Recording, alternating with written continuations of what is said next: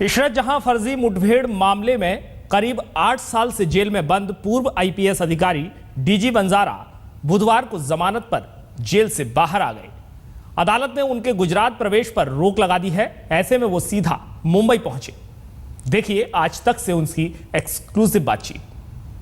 8 साल बाद साबरमती जेल से डीजी बंजारा बाहर निकले हुए हैं। इस वक्त वो हमारे साथ हैं। सर ये बताइए, 8 साल का लंबा वक्त लगा, पहली प्रतिक्रिया क्या है आपकी?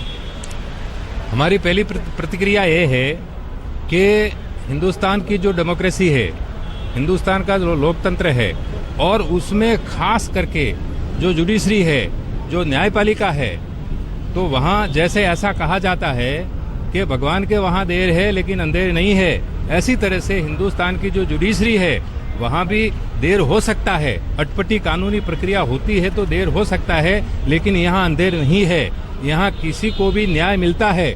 जरूरत है थोड़ा सा धीरज रखने की। 8 साल का लंबा वक्त लगा, क्या इसका श्रेय आप अमित शाह, नरेंद्र मोदी, बीजेपी गवर्नमेंट को देना चाहेंगे? क्योंकि 8 साल से आप जेल के अंदर ही थे। ये कानूनी प्रक्रिया है, इसमें और किसी चीजों को व्यक्तिगत किसी को बीच में लाने की आवश्यकता नहीं है। कानूनी प्रक्रिया अपने ढंग से काम करती है।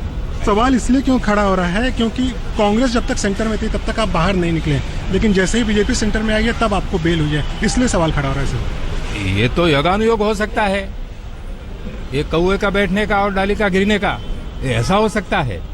सर एनकाउंटर को लेकर, फर्जी एनकाउंटर के चार्जेस आपके ऊपर लगे थे, क्या कहना है अब आपका? क्या वो एनकाउंटर फर्जी थे या पूरी तरह से जेन्युइन थे? आप लोग को कहीं ना कहीं उसमें फंसाया गया था। सबसे ज्यादा एनकाउंटर हिंदुस्तान में उस जमाने में यूपी में हुए थे और सबसे कम एनकाउंटर है वो गुजरात में हुए थे। फिर भी सिर्फ गुजरात की पुलिस के खिलाफ कार्रवाई की गई, इसके पीछे extra legal political reasons were there. Congress के पीछे हिंदुस्तान की राजनीति इसके पीछे थी। राजनीति में कोई पार्टी थी, राजनीतिक पार्टी थी? नहीं, वो राजनीति आप समझो ना, हर चीज को बताई थोड़ी जाती है।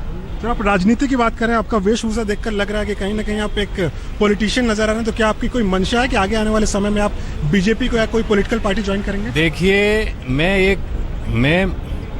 I am a police man.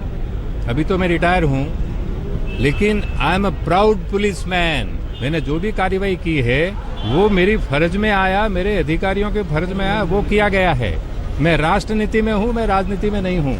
मैं देश के लिए काम करता था, देश के लिए काम कर रहा हूँ और देश के लिए करूंगा। आखिरी सवाल सर, जेल से बाहर निकले उसके बाद से अमित शाह से कोई आपकी बातचीत हुई है, बधाई कोई?